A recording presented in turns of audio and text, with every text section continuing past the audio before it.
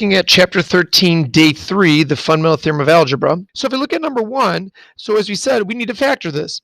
And if you remember, when you have 4 terms, the one thing you should try and do is see if you can factor by grouping. So what I'm going to do here is I'm going to put quantities around this. Now, the tricky thing is this needs to be a plus sign in the middle here. So what I'm going to do is, if you remember, I'm going to write that as plus a negative 2x. So that way I have a plus sign in between the two quantities when I want to get to my factoring. So it's still negative 2x. I'm just going to put it instead as a plus a negative 2x. When I look at the first group, I say, well, what can I factor out of that? Well, I can take an x squared out of that. If I take out an x squared, I'm left with an x plus 1. Now remember, the reason why we changed that minus sign to a plus a negative is because if you see a negative right here in the beginning of a group, you must factor out the negative, and in this case along with the 2. So when I factor out the negative 2, I get x plus 1. And hopefully you recognize, oh look, they both have x plus 1 in the groups. That's the only way to do factor by grouping. You must get x plus 1 as those two groups. So I'm going to put that together in the front. Whatever I factored out goes together in the second group. Now, typically we would say, okay, we're done. You can't go any further. But if you look at the given up here, all of these are x to the first, which means that I need to factor that x squared a little bit further. So I'm going to go through and say, well, how could you factor x squared minus 2? And you might be looking at the saying, well, there is no way to do it. We haven't done that really in algebra class. You're right. Typically, we only do difference of perfect squares if that last number is a perfect square. It kind of is, because if you factor that, well, you can factor that. Well, we say x squared is x and x. 2, well, to get 2 is you could do the square root of 2 times the square root of 2. And one of them is a plus and one of them is a minus. Now, one last thing I need to look at is it says that it needs to be a minus sign. So all I'm going to do is write this instead of x plus 1, really the root that comes from that would be a negative 1. So I'm going to write it as x minus the quantity of negative 1. Same thing with that plus square root of 2. I'm going to write it as x minus parentheses negative square root of 2. And that one, last one's fine because already a minus sign. And I'm going to leave it like this. And this is how you would write that polynomial as factored in the factored form, where x minus a root, and a root, and you'd say those are your 3 roots if it was asking for that, right? Negative 1, negative square root of 2, and positive square root of 2. Okay. Same thing here. If you look at x squared plus 10, you may be saying, well, it's not difference of squares, so I can't really factor that.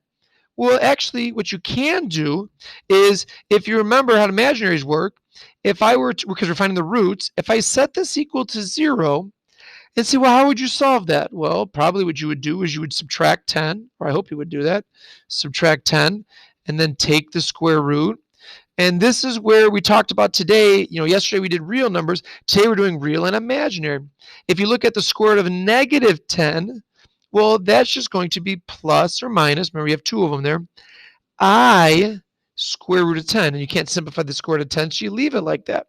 I'm going to put x minus I radical 10, and then again, the other root is a positive one, so I'm going to do x minus parenthesis negative I square root of 10.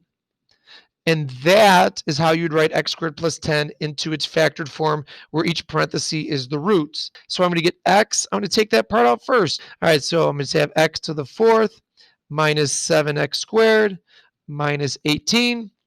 So now I want to factor a little bit further. Now, depending upon your level of comfort with factoring, some of you might want to do some substitution. I have seen this in algebra class, where they'll let a be x squared, and then, replace all of that and instead do x and try and do a squared minus 7a minus 18, go further, then plug it back in. If that's your comfort level, then go ahead and do that. Some of you can go through and just look at this and say, well, I know that x to the 4th is x squared times x squared. What multiplies the negative 18 as the negative 7? Well, that's just negative 9 and positive 2. And so some of you can just go there. You would get the same thing if you went this route with it. This might take you a little less time, so I went that route instead. But do it the way your goal is to do it correctly. I'm going to make it x minus 3 x plus 3 squared plus 2 set equal to 0. What I would find is I would get x equals plus or minus I root 2. X minus I root 2. Getting close to room here. X plus I root 2. Okay? And so, whoop, there we go. And so I'm going to say x. X minus 3 is all set. X plus 3, if you remember, that comes from the root being -3. So I'm right as x minus -3. This one is all set, x minus I root 2. And this one comes from the root being, as we just saw right there, comes from being x minus, the root is -I root 2. And so all 5 of those are your particular factors, because if you remember talking about this in algebra class, we talked about earlier, if it's x to the 5th, that means you're going to have 5 roots. And there you can see it right there. Same thing with up here was x cubed for number 1, and that's where we had 3 groups, and then x squared, and that's where we had 2 groups. Okay. Now your job, instead of writing in factored form, is to write the polynomial out. So one thing I don't like about this is I would prefer that you wrote it as equals 0, or to write it as f of x equals, because if you, those are the roots, that means it should come from an equation. So you want to fix your notes on there, because that's what I would expect on your test and quiz. I'm sure your teacher's going to do the same thing. The root is 1. So f of x equals, our job is to write the polynomial equation. So if my root is 1, well, we know that that comes from the quantity of x minus 1 when you're solving. If you set that equal to 0 and you solve that, you would get x equals 1, right? That's what that's telling us. Our root is 1. Well, since we have a multiplicity of 2 on here, what we know then is that just means that this quantity is going to be squared. That's all that's telling us. If I look over here, if I have -3 as another root, that comes from x, and I could put minus -3, or you can just put x plus 3. Now the nice thing is I have a 1, so that's just going to be to the first power. Well, this means that we need to do some multiplication, or your teachers may have taught you FOIL, however you want to do that here. What I'm going to do is I'm going to start with this x minus 1 squared. Remember, that just means x minus 1, x minus 1. Good enough that you can say, okay, I'm going to have x squared minus 2x plus 1, because all my terms. So I'm going to do some more multiplication. I'm going to say, okay, if I were to take x and multiply that in here, I would have x to the 3rd minus 2x squared plus 1x. If I were to go through and, I always do a different color here. If I take the 3 and multiply in here, I'm going to have plus 3x squared minus 6x plus 3. But obviously, the way that it looks up here, I need to combine like terms. So go back to our purple and say, all right, if I combine like terms, well, I have x to the 3rd. If I look here, I have a minus 2x squared, a plus 3x squared, gives me a positive x squared. I have a plus 1x minus 6x, gives me a negative 5x. And then I have a plus 3, and that is the polynomial. All right, so the root is 2, so I know that that comes from x minus 2, and it happens one time, so you can put the first power if you want, not required. I have -2, so I'm going to write that as x plus 2. If you want to write minus and negative, that's fine, but eventually you got to put x plus 2. Now, the 2i, I'm going to write it just like I'm writing my other ones. That comes from the quantity of x minus 2i. The negative 2i, well, that comes from x plus 2i. Okay, so all I did is I wrote all those roots and I wrote it into their factors so that I can write this polynomial out, take the next step and do some multiplication. So f of x equals, well, this first, I'm going to take this first group and I'm just going to multiply it out. The nice thing is you have difference of squares here. So you're just going to have the quantity of x squared minus 4. Now the next one, if I multiply this out, I'm going to have x squared.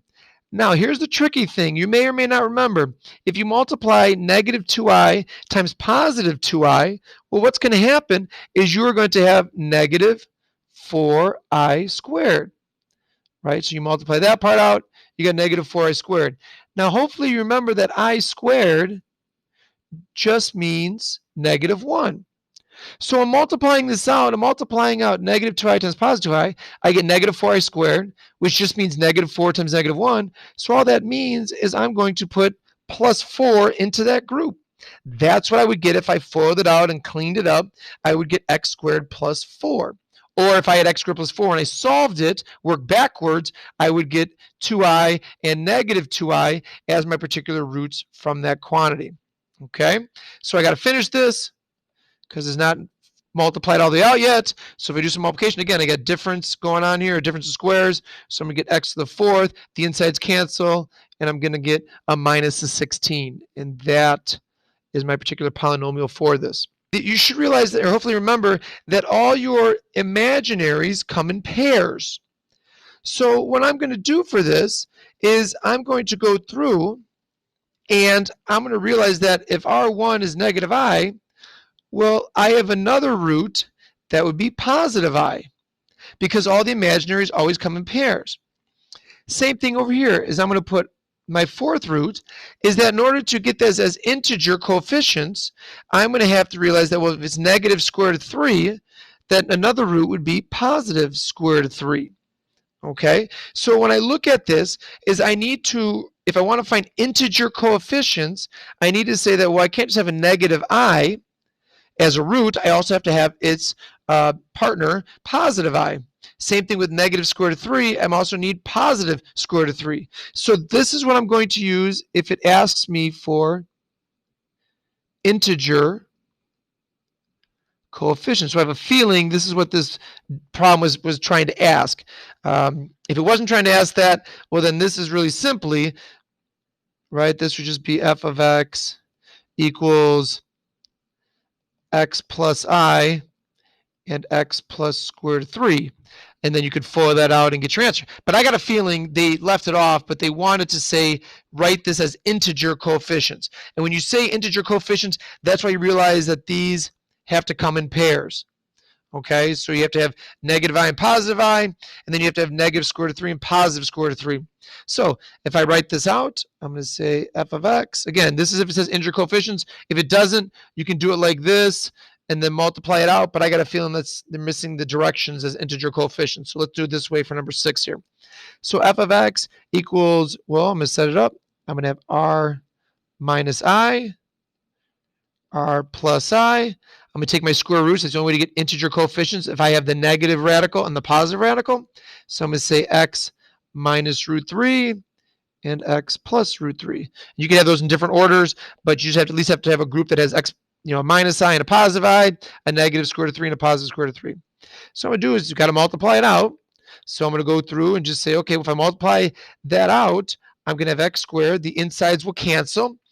Now, negative I times positive I, well, if I do that, I'm going to have negative I squared. Well, that will come out to just be positive 1. If you're not sure, write it off to the side and then simplify it out. Okay? Same thing over here. I'm going to have x squared minus, well, square root of 3 times square root of 3 is just 3, right? Square root of 9, which comes to 3. And it's a minus sign because I have negative times a plus. And then remember, this was plus because I had I squared, and the I squared came out to be a negative 1 times the negative makes a positive 1. If you're not sure, multiply it out off to the side and then double check your answer. Okay, so now I'm going to go through and say f of x equals, if I multiply this out, I have x to the 4th minus 3x squared plus 1x squared gives me negative 2x squared minus 3. And this will be the polynomial that if you asked for integer coefficients, you would have those 4 roots. And you can see it's x to the 4th. Okay, I had to go over that and it went sloppy. There we go. All right. Okay, so there's our polynomials going through and multiplying out and then simplifying as much as possible to get it in that particular polynomial form with integer coefficients. One way you can do this is if you take f of x equals x minus 1 plus square root of 5, and then you take x minus 1 minus square root of 5. The tricky thing is here, now you got to do all the multiplication. So you're going to end up getting 9 terms here, right? 3 times 3, so you got 9 terms. To me, that's not worth all the time in doing that. If you remember, I said in the beginning of this, I'm going to go back to the front page here, okay? We talked about this over here. This relationship between roots and coefficients, this is what I'm going to look at, Okay, what it says, if you have a 1 in front of an x squared, so if you have a quadratic, well, if you add the two roots, that will always be the opposite of whatever the coefficient is on that x term, so opposite of b. If you multiply your roots, that will always be exactly as the constant is. So that's just a shortcut way that you can use. And then there's written out for you if you ever a cubic. So if you want to go back to the previous problem and double check that it worked, you can see now it's a little bit trickier again. You add the three roots, you get opposite of b, right? That's the b. If you multiply the three roots, that's the opposite of the last term. And then if you go here and you do partners, like you multiply the first two, multiply the second two, multiply the last two, well, that comes out to just be c, okay? And that you have right there. So that one we don't use as often. If you want to try it, go ahead and try that with some of the previous ones. But we are going to use that one above with the quadratic one. So what I'm going to do is I'm going to go to this number 7. And again, you could do this, and you can multiply this out, and -1, and square root of 5. It's getting all messy, right? I don't like it. Okay? So what I'm going to do instead is I'm going to go through, and I'm just going to use what it said. It said that if I add the two roots together, I will get the opposite of b. So, oops, got a little, there we go. So if I were to add these two roots together, well, if I were to take 1 plus the square root of 5 plus 1 minus the square root of 5.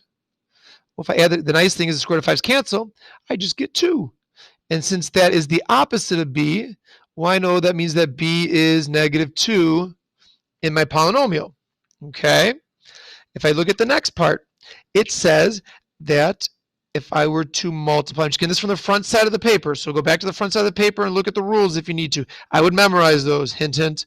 So it says if I multiply these, I will get the constant term, or the c term. So if I look right here, if I take 1 plus the square root of 5, 1 minus the square root of 5.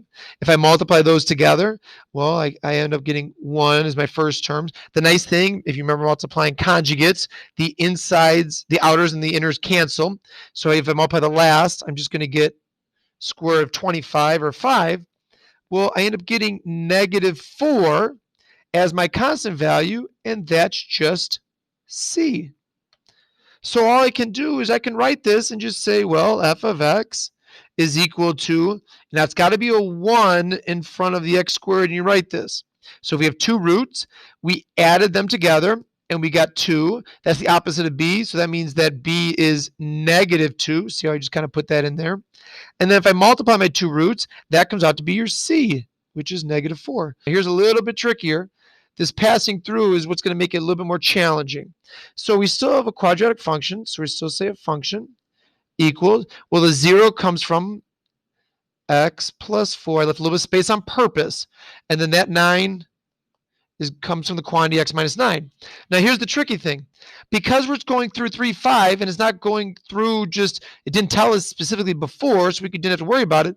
What I'm going to do is I'm going to put an a to represent some type of coefficient, a lead coefficient that we have there. All right? So I'm just going to put a there to represent the lead coefficient. And I'm just going to plug in, right? If you remember, this is really just telling us, we talked earlier, that f of 3 equals 5. That when x is 3, y is 5. So I'm just going to put that in. I'm going to let 5 be equal to, I don't know what a is yet. And instead I'm going to have here 3 plus 4, 3 minus 9. So I'm plugging this in to find the lead coefficient. Because if it goes through 3, 5, that means there's a good chance the lead coefficient is not 1, but I got to find that out. So I'm going to say, okay, 5 equals a. I'm going to have 3 plus 4 gives me 7. 3 minus 9 gives me -6. So this is just -42a. So my goal is to solve for a. So if I divide by -42, divide by -42, I end up getting that a is -5/42. I know it's an ugly looking fraction, but that's your lead coefficient. So it says find the quadratic function. So if I put that in here, so if I have f of x equals -5/42, x plus 4, x minus 9, this is a fantastic quadratic function.